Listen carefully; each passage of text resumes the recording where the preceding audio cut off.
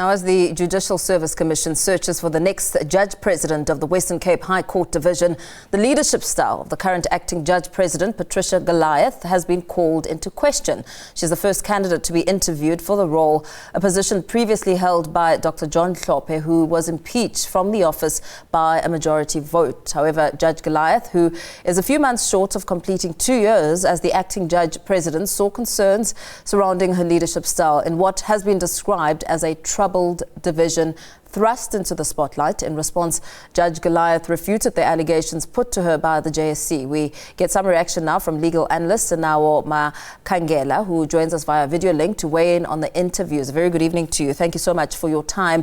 I mean, this is the first JSC chaired by the new Chief Justice Mandisa Maya, although she was previously a member of the JSC and has chaired the JSC on several other occasions in retired Chief Justice Raymond Zondo's stead. But it's the first time really where she's firmly on the saddle in her own right. What stood out for you during these interviews?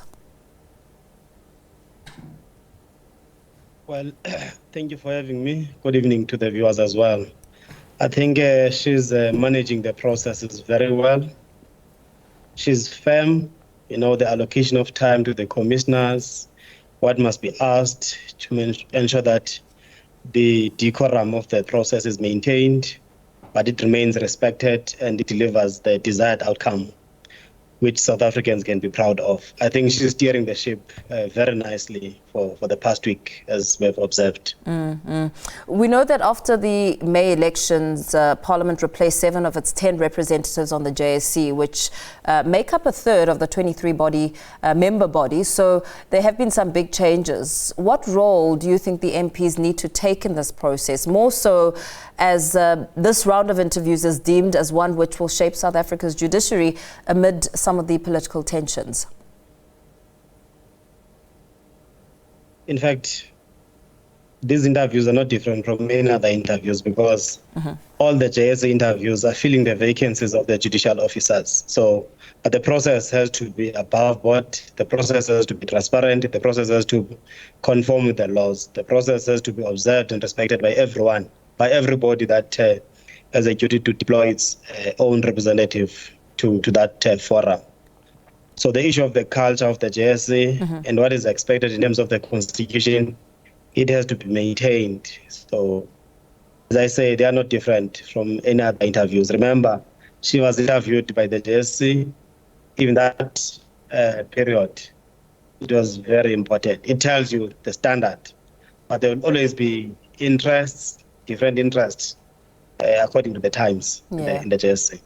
So now I ask you this, as there have been some growing calls for the reduction or even the removal of parliamentarians on the JSC. But one can also argue that they also provide democratic legitimacy to the entire judicial appointment process. Well, the composition of the JSC is in terms of the constitution. Yeah. So surely if there is such a call, it will have to undergo the constitutional amendments. But otherwise, as it stands, all the representatives, remember, it's a body that represents everyone. Public representative, members of the executive, members of the judiciary, the academic representatives, the law bodies. So it caters for a conglomerate of bodies. So surely if there are any calls for the reduction, then it means those people are they'll have to make their calls in the right platforms, that is in Parliament, so that the Constitution can be amended accordingly. Yeah, and of course, I mean, the big talking point was that of acting Judge President of the Western Cape High Court, Patricia Goliath. I mean, she faced some really tough questions from the JSC, from her leadership style coming under scrutiny, and what has emerged that she sought to recuse not JSC as a JSC commissioner for the Judge President interviews. What is your assessment of that entire interview? Well, it's tough. Remember, she's the incumbent. So the advantage with other candidates is that they are not occupying the seats. Already there is an assessment of whether she's suitable or not by looking at the track of the road that she has traveled thus far.